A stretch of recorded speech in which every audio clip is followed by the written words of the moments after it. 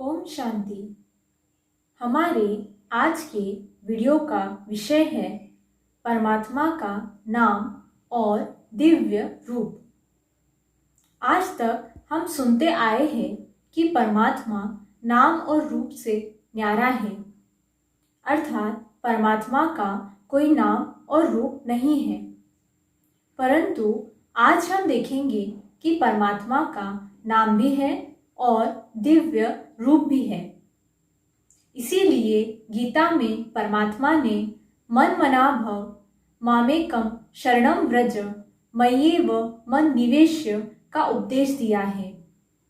परमात्मा ने गीता में हम सभी आत्माओं को आदेश दिया है कि तुम मुझे याद करो तो तुम्हारे जन्मों जन्म के विकर्म नष्ट हो जाएंगे।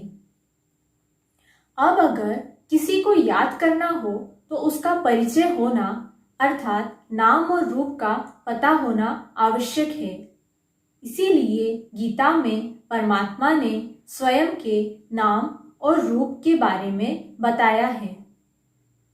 गीता के 5वें अध्याय के 29वें श्लोक में परमात्मा ने कहा है, मैं सर्वलोक महेश्वर हूँ, सबका हितैषी हूँ। इसीलिए परमात्मा का स्वकथित और कर्तव्यवाचक नाम शिव है, क्योंकि परमात्मा कल्याणकारी है और शिव का अर्थ भी कल्याणकारी ही है। परमात्मा को सदा शिव भी कहते हैं, क्योंकि परमात्मा सदैव सबका कल्याण ही चाहते हैं।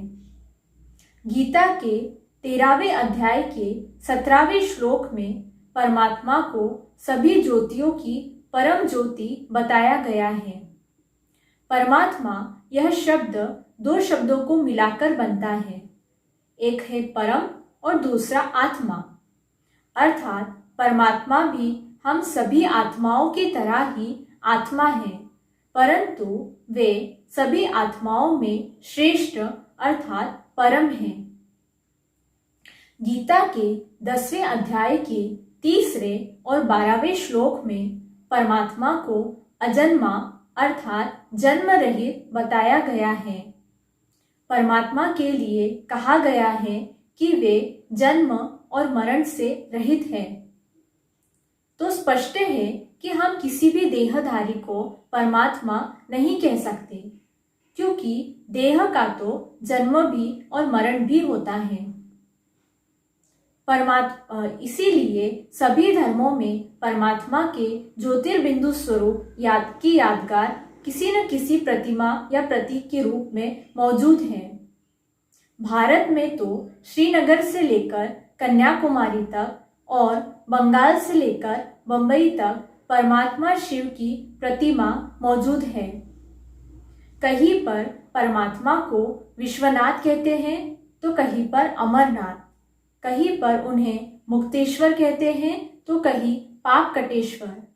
ये सभी नाम सिद्ध करते हैं कि ये सभी परमात्मा के ही नाम हैं, क्योंकि विश्व का नाथ, अमर आत्माओं का नाथ, सभी को मुक्ति देने वाला, पाप काटने वाला तो एक परमात्मा ही है। परमात्मा शिव श्री राम के भी ईश्वर और श्री कृष्ण के भी ईश्वर होने के कारण रामेश्वर और गोपेश्वर भी कहलाते हैं। इसीलिए परमात्मा का नाम शिव है और उनका रूप ज्योतिर्बिंदु स्वरूप और निराकार है। निराकार का अर्थ है शारीरिक आकार से रहित। परमात्मा के ज्योतिर्बिंदु स्वरूप रूप की यादगार शिवलिंग के रूप में मौजूद है। शिवलिंग का जो बेस होता है उसे पीठ कहते हैं और जो ऊपर का भाग होता है उसे लिंग अथवा ज्योतिर्लिंग कहते हैं।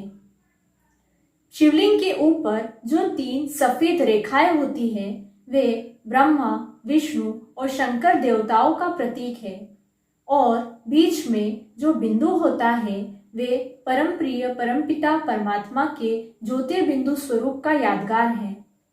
परंतु परमात्मा के ज्योतिर्बिंदु स्वरूप को पूजा नहीं जा सकता, इसीलिए शिवलिंग बनाया जाता है। ओम शांति।